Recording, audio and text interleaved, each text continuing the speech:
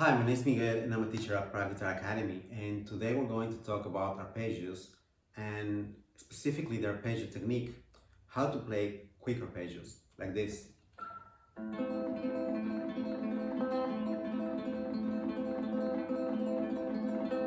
So it all starts with the right technique and it all starts with the right posture. So we are straight, the guitar is straight and our arm is resting here. You see my hand is also resting, it's relaxed. And from here I start with the thumb, and the thumb is gonna play the bass. So in this case it's gonna be the fifth string. And the thumb is there, it's just lying there. And there's no tension.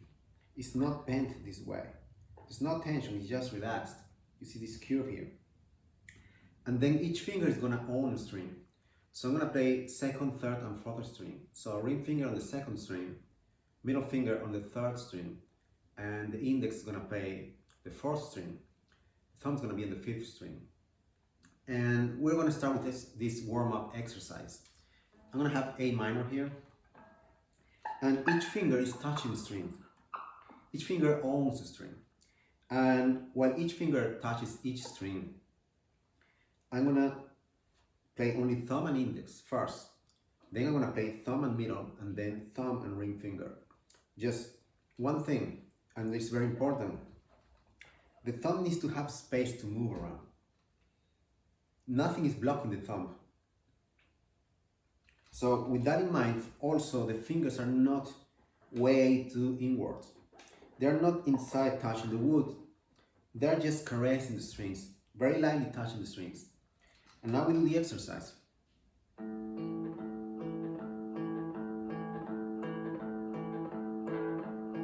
Now we do the same with the thumb and the middle finger. And remember, each finger is still touching their respective strings.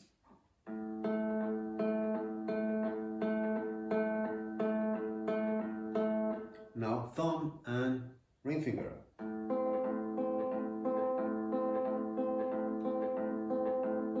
Now we go thumb and middle finger. Now thumb and index finger.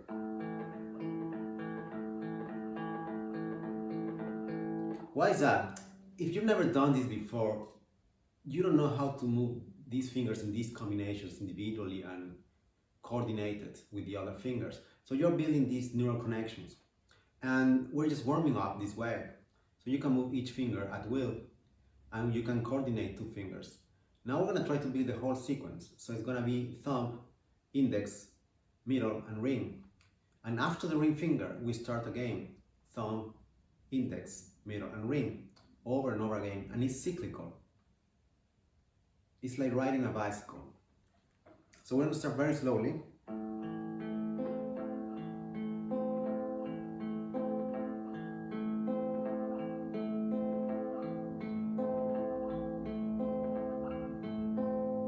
No, now we're not doing the previous exercise in which each finger was still touching the strings. Now they're not necessarily touching the strings. They can be lifted a bit, but it's the cyclical motion that is important. And it's very important that you try to keep the same pace and you try to keep steady pace.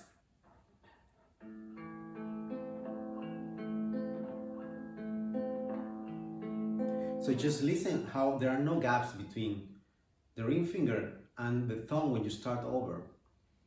It's all continuous. So this is very important, and you want to build the technique first. So you want to play it very softly, because you're not plucking the strings. We don't want this, or at least not yet. You're caressing the strings. It's a very subtle and gentle touch.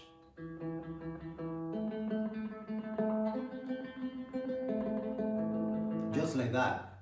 So once you practice this, you can start increasing speed, little by little.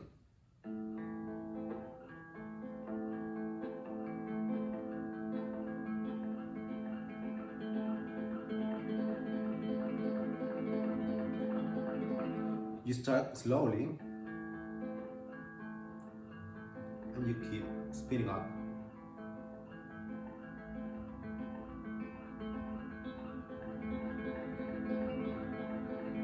Notice how speeding up doesn't mean to play louder. First you gain speed. Once you can play it faster and faster and faster, then you can consider playing louder.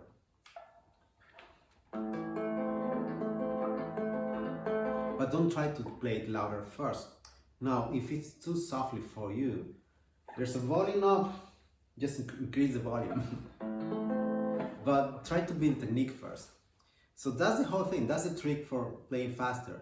You have first to build these neural connections with the fingers, control them, and then you have to be able to play the sequence. And that's the technique. So you build the technique first, and then you just try to speed it up little by little. But you're still playing softly, and then you can play louder. And so let's take it one level up. And once you have the technique, how do you play that? It's very simple. You just keep one small thing, like one chord, very simple open chord, and then you can slowly change the shape of what you're playing. In this case, for instance, I will start with just lifting the index finger.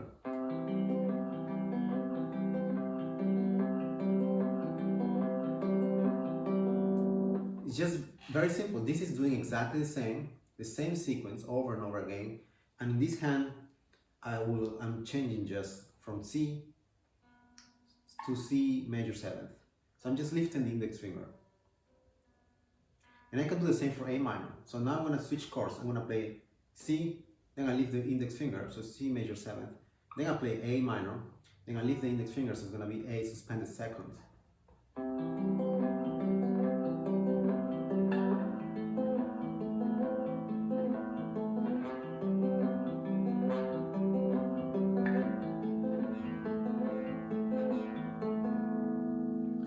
What else? You can also use the same principle and do one more change. So I'm gonna add the pinky now. It's gonna be C major. I lift the index finger, I put it back, and then I add the pinky. And actually, I can change this sequence, so it could be. So from lifting the index finger, then I press the pinky on the 3rd fret, 2nd string, so it's gonna be C major 7th, and then I'm adding the 2nd. So it's gonna be C at 9th if you're curious about it.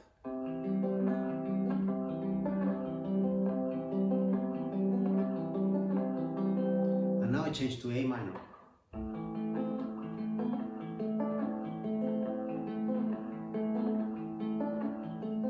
That's the whole thing. So I'm just doing the same motion, changing chords.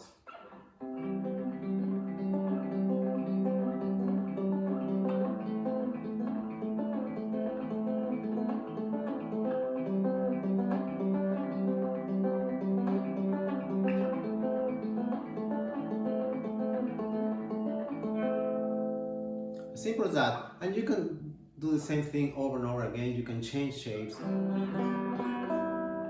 And you can go use the scale.